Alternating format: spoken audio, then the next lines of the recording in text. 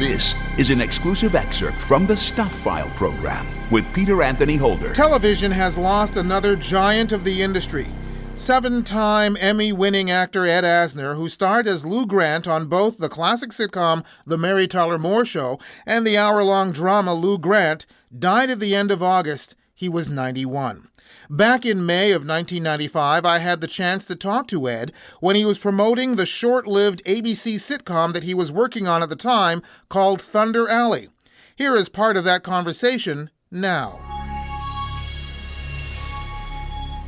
The one thing I'd like to start off with is the fact that you have had an interesting career and where you've had a chance to do both comedy and drama, in some cases with the same character. That doesn't happen very often. How do you answer to the fact that you have quite a rare thing happen in your career this way? I guess I'm schizoid. Looking to be who I am, which a great number of actors are, of course. I avoided comedy when I first came to California. The way to be discovered in those days was to guest star on an hour drama show and become the next leading man or whatever. And didn't really put my toe into the water of comedy until I went up to read for Mary Tyler Moore. I was afraid of it. Not that I couldn't do an initial spark of humor, but I didn't know how to maintain it. I was afraid of being able to maintain it. When you did a lot of drama, primarily, if I recall, you had an opportunity to play a lot of villains. Did that pose a problem? No, because I just played myself. Are you saying you're a villainous character yourself? Oh, I think we all fancy ourselves as deep-dyed in some respects. Okay. I'm no different in that respect. But actually, not that many villains. There were a few nice ones, but for the most part, it was the police captain, the police lieutenant, the staunch support character to the leading man. Usually in a point in a form of authority, correct? Right. Okay. Your new television show, Thunder Alley, which is on ABC, it shows on Tuesday nights at 8:30. In this character, you play a retired race car driver, and again, it is a comedy, an ABC sitcom. How do you go about choosing the roles? For instance, how did you go about choosing this particular role? Well, certainly I felt it was me, that it was a type of character that would be quite easy for me to step into the shoes of. I have to like the script. Being a wonderful character in a terrible script would not appeal to me, and the script appealed to me, and it felt that there were the seeds, the buds of a potentially charming comedy, and I think we've begun to approach that. The show has had some growing pains. First of all, it's been bumped around the schedule, and it's been spread out over 2 years, and you've even had some cast changes. Is that correct? That's right. Does that pose a problem? Does that make the road more difficult? You're never able to relax.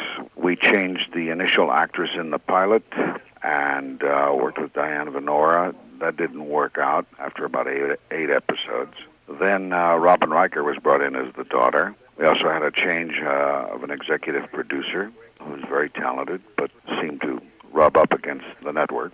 And each time that happens, it makes you feel very strongly you're not out of the woods. You're not set. You're not prepared to roll because you don't have the full-fledged combination that people want from you. Are you involved in the production of the television show beyond your role as the lead actor?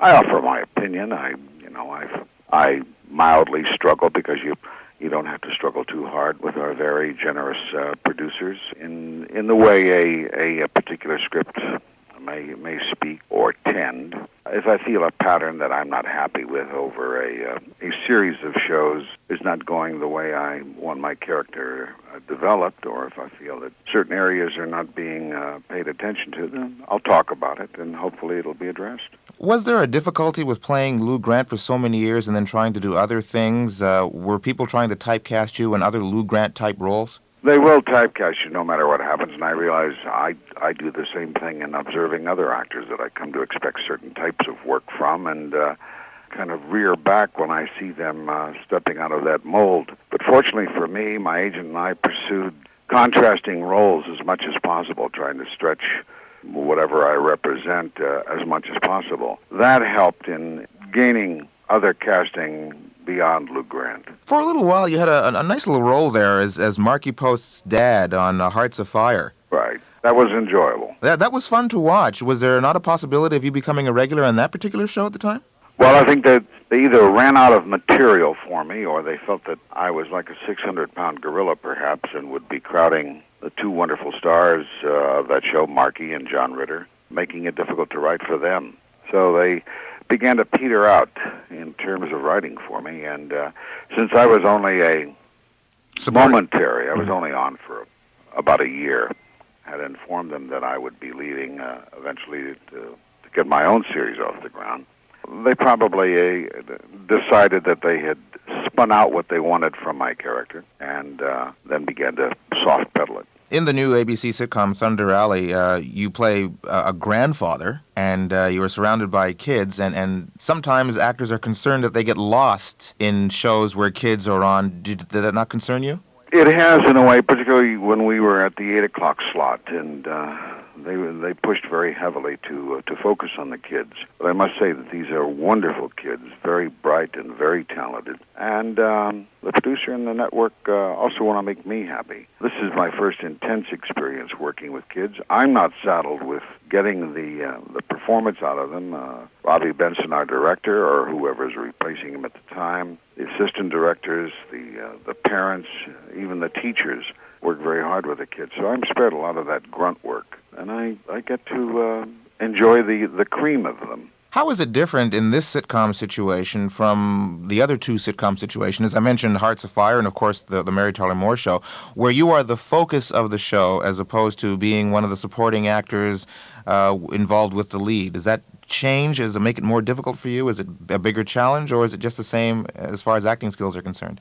Well, bear in mind, I was not the focus on the Mary Tyler Moore Show. Exactly, Mary that's was. What I mean, yeah. And a number of zanies that surrounded her. Yeah. Also, I was not the focus on Hearts of Fire. That's my point exactly, that you're the focus on this particular program. It's a different sitcom situation than you've been in the past. No, because, well, let's look right. I did a short lived comedy series there called Off the Rack with Eileen Brennan. Oh, of course, yes. I was the focus there, and it is different.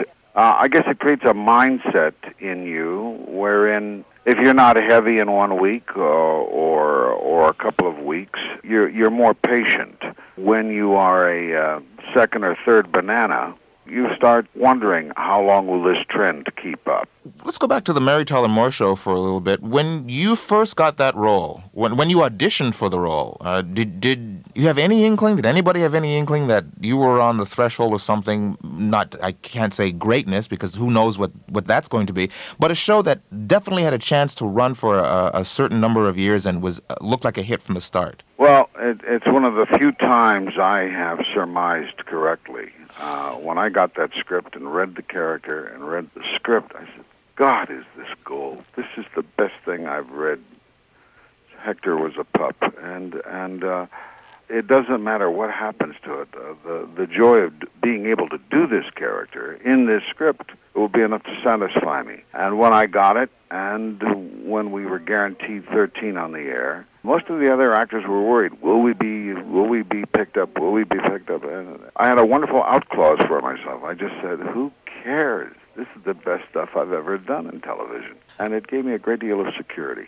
Did you originally audition for that particular role, or was there the possibility of other roles for you in that show? Because I know back just before Christmas, we had in studio with us one of your co-stars, Gavin MacLeod, who was here doing a show, and he said that at one point he was even auditioning for the role of Lou Grant. Well, that's right, and I think he even suggested that he would be more suited to Murray. Exactly.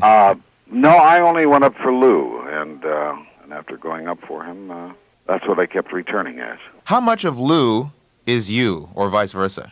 Well, I used a lot of my brothers as Lou. They're wry, sardonic, twisted look types, and I kept digging into my ditty bag and envisioning my brothers a great deal of the time. How much of an adjustment was it for you to go from Lou Grant, the comedic role, to Lou Grant, the dramatic role, with your hour-long series? There was not only an enormously difficult adjustment for me, it was for everybody involved. Everybody thought that, because I asked that the two producers, Alan Burns and Jim Brooks of Mary Tyler Moore, be my producers on Lou Grant, and they were happy to do so, and it was their idea to expand it into an hour drama. And everybody at the MTM organization, none of them had ever really put put out an hour drama show. And when we started, I mean in terms of crew, in terms of executives, nobody knew what they were doing. And when we debuted on the air, CBS was even so nonplussed that they had us billed in TV Guide as Lou Grant, a comedy. I think the public was quite, shocked too, because I think when they tuned in on Lou Grant, they expected to see just another continuation of Mary Tyler Moore with the slightly different guys. And it took a while, a great long while, a year or two, for the public to adjust. And fortunately, CBS didn't have any instant replacement for us, and we won awards in the first year. And that gave us time to grow and really find our niche. Speaking of awards, you have quite a few of them yourself. A lot of them for Lou Grant, or the character. You had, 3 Emmys on the Mary Tyler Moore Show? 3 on the Mary Tyler Moore Show and 2 on the Hour Show. Did you ever anticipate that your mantle will look the way it does right now? You also have Golden Globes, I understand? Right. And how many Emmys total? 7. 7 Emmys, and you have Golden Globes. Did you ever anticipate when you first started acting that this was where your career was going to take you? No. The first night back on Mary Tyler Moore in the second year, I was waiting in the wings, having won my first Emmy with Gavin and Ted. And as they played the music for us to make our running entrance onto the stage, I looked at them and my heart was bursting, and I said, boy, I could die now. And they looked at me as if I was nuts, and they said, you go ahead, we have yet to win ours. One of the things that also gets your name in the news is the fact that you are involved, or have been involved, in several causes and organizations, and have been very outspoken in certain regards to some things you've said in the past. And I'm just curious to know if that has ever gotten in your way as far as your acting career is concerned, because sometimes you get people out there, either some people in the audience or maybe the movers and shakers in Hollywood, who just want actors to be actors and nothing else. That's quite true. And my presidency of the Screen Actors Guild, coupled with at the same time being on the one of the founding members of Medical Aid for El Salvador, created a conflict which eventually led to a good deal of controversy and I think achieved the cancellation of the Lou Grant show. The cancellation of the show itself? Yeah. And at a time when CBS could have probably used a hit, it seems to be rather harsh to do something like that, and without realizing that, put it this way, Lou Grant was bringing in a certain amount of money to CBS. Well, I feel the same way. We were still a prestigious show. It created demonstrations outside CBS and all that. But it was the 1982, the height of Reagan power. And I think it was primarily in the hands of William Paley, former chairman of CBS, to make the decision to cancel it. Is there any hard feelings, or is that all water under the bridge now? Could you go back to CBS? Oh, yeah. And I think I've done a show or two for CBS. I can't recall, but yeah. Hearts of Fire That's right. was one. The other roles you've done, too, you also have had an opportunity to do made-for-television movies, miniseries, off-Broadway. Let's talk about the big screen. More and more you see actors making that jump from the big screen to the little screen. Would you like to do more, quote-unquote, major motion pictures, or is the role most important to you and not necessarily the venue it's shown on? Well, that certainly remains true, but it doesn't mean that I wouldn't love to do movies. I still find resistance to putting me in movies. Why do you think that is? I'm not sure whether it's a combination of so much TV in my life or my recognition as Ed Asner so intensively that they're hesitant to hope to bury me within the wrappings of a character. Well, that's kind of hard to do. Much more afraid than they are on television. I'm sorry? They're much more afraid to cast me than they are on television. With all that you've done and a certain amount of power and clout that you've achieved, is it not possible to go out there and create your own roles, as some people have done in the movie industry? Oh, yeah. I must bow to the cleverness and the wit and wisdom of Mr. Stallone and Mr. Schwarzenegger and a few others who have been able to do that. I think it's that mentality of thinking of themselves as stars, and I have been able to incorporate that into prodigious work in creating a character and selling it. Also, I'm not a leading man, so it would be a harder sell for me. With reruns and cable channels out there. Right now, A&E, for instance, is showing Lou Grant. You can see Lou Grant every day. You can see Mary Tyler Moore someplace every day. Do you look back at those old shows? Can you, Alana, I know there are actors who can't watch themselves. Can you watch yourselves and think back of the fond memories of doing those shows? Or do you just look at them like we do as an audience? Oh, I certainly do that when I can. And I must say, I watch Mary Tyler Moore, and I'm amazed. I tend to joke with people and say I like to watch the Mary Tyler Moore show to improve my acting. How does it feel to be in not only in a television show like that, which is considered probably one of the finest comedies ever to come down the pike, but also when people talk about the funniest episode of anything they've ever seen on television, they always come back to the Mary Tyler Moore episode of Chuckles the Clown. And that's a story in itself.